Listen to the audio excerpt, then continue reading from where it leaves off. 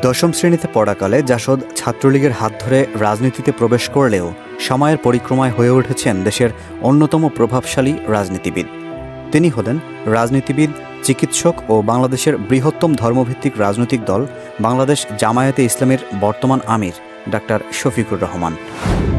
মিষ্টভাষী এই ব্যক্তির স্পষ্ট বক্তব্য, অমায়িক ব্যবহার, নেতৃত্বের দক্ষতা এবং সামাজিক ও কল্যাণমূলক কর্মকাণ্ডে মুগ্ধ হচ্ছেন দেশের বিভিন্ন শ্রেণী পেশার মানুষ। গত ৫ আগস্ট নতুন করে আলোচনায় এসেছেন তিনি। সামাজিক যোগাযোগ মাধ্যম থেকে শুরু করে সর্বত্রই আলোচিত হচ্ছে ৬৫ বছর বয়সী ডাক্তার শফিকুর রহমানের নাম। আজকের এই পর্বে জানব জাসদ ছাত্রলীগ থেকে তিনি কিভাবে দেশের জামায়াতে ইসলামী নামক রাজনৈতিক দলের কাণ্ডারি হয়ে উঠলেন। গত ৫ আগস্ট শেখ হাসিনা যেদিন দেশ ছাড়তে বাধ্য হন, সেদিনই জোরে সোরে আলোচনায় এসেছিলেন জামায়াতে ইসলামীর আমির। সেনাপ্রধান জেনারেল ওয়াকার উজ্জামানও তার নাম উচ্চারণের মধ্য দিয়ে নতুন করে সামনে আনেন ডাক্তার শফিকুর রহমানকে। অন্তর্বর্তীকালীন সরকার গঠন থেকে শুরু করে মন্দিরসহ সংখ্যালঘুদের ঘরবাড়ি পাহারা সব কাজে সামনের সারিতে দেখা যায় জামায়াতকে। বৈষম্য বিরোধী ছাত্র আন্দোলনের সময় শহীদ পরিবারের সঙ্গে সাক্ষাৎ করে অর্থ সহযোগিতা এবং সবশেষ বানভাসী মানুষের পাশে দাঁড়িয়ে জামায়াত আমিরের বক্তব্য মন জয় করেছে নেটিজেনদের। যেখানে তিনি বলেন, আমরা আপনাদের বাসায় মেহমান হয়ে এসেছি। বিশেষ করে গণ অভ্যুত্থানের পরপরই জামায়াত নেতার ঘোষণা, প্রতিশোধ নয় ক্ষমা। বৈষম্যের বিরুদ্ধে বক্তব্য দিয়ে তিনি বলেন, সংখ্যালঘু ও সংখ্যাগুরু শব্দের কবর রচনা হোক, আমাদের পরিচয় হোক বাংলাদেশি।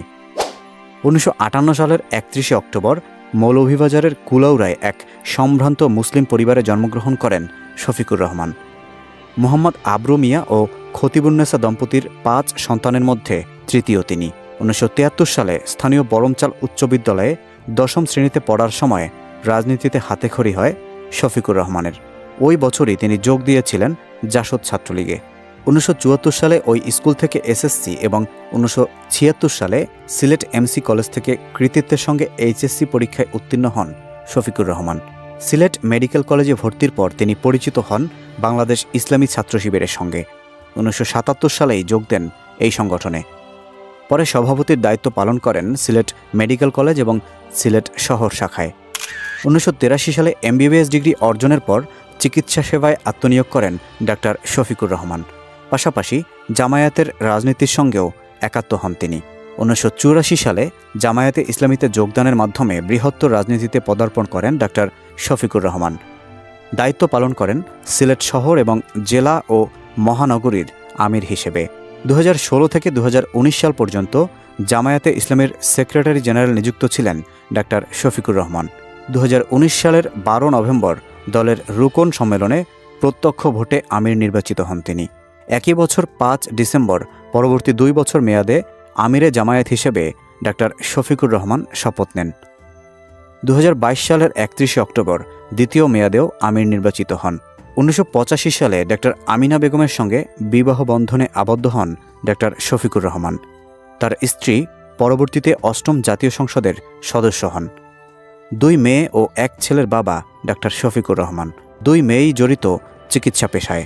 একমাত্র ছেলেও পড়ছেন এমবিবিএস শেষ বর্ষে। বাংলাদেশ জামায়াতে ইসলামীতে উল্লেখযোগ্য কী দায়িত্বে ছিলেন ডাক্তার শফিকুর রহমান, চলুন জেনে নেই। ১৯৮৫ সালে নির্বাচিত সদস্য কেন্দ্রীয় মজলিসে শুরা জামায়াতে ইসলামী। ১৯৮৬ থেকে ১৯৮৮ সালে সেক্রেটারি সিলেট জেলা জামায়াত। ১৯৮৯ থেকে ১৯৯১ নায়েবে আমির সিলেট জেলা জামায়াত। ১৯৯১ থেকে ১৯৯৮ আমির সিলেট জেলা জামায়াত। ১৯৯৮ সদস্য কেন্দ্রীয় কর্মপরিষদ জামায়াতে ইসলামী।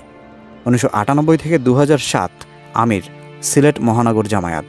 ২০১০ অ্যাসিস্ট্যান্ট সেক্রেটারি জেনারেল জামায়াতে ইসলামী। ২০১১ সদস্য নির্বাহী পরিষদ জামায়াতে ইসলামী। ২০১১ থেকে ২০১৬ ভারপ্রাপ্ত সেক্রেটারি জেনারেল জামায়াতে ইসলামী। ২০১৭ থেকে ২০১৯ সেক্রেটারি জেনারেল জামায়াতে ইসলামী। ২০২০ থেকে অদ্যাবধি বাংলাদেশ জামায়াতে ইসলামীর আমির হিসেবে নিযুক্ত আছেন ডাক্তার শফিকুর রহমান।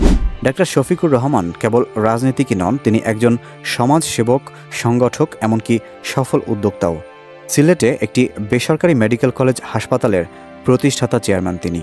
এছাড়া আন্তর্জাতিক বিভিন্ন সভা সেমিনারে যোগ দিতে বিভিন্ন দেশ ভ্রমণ করেছেন জামায়াতের আমির ডাক্তার শফিকুর রহমান।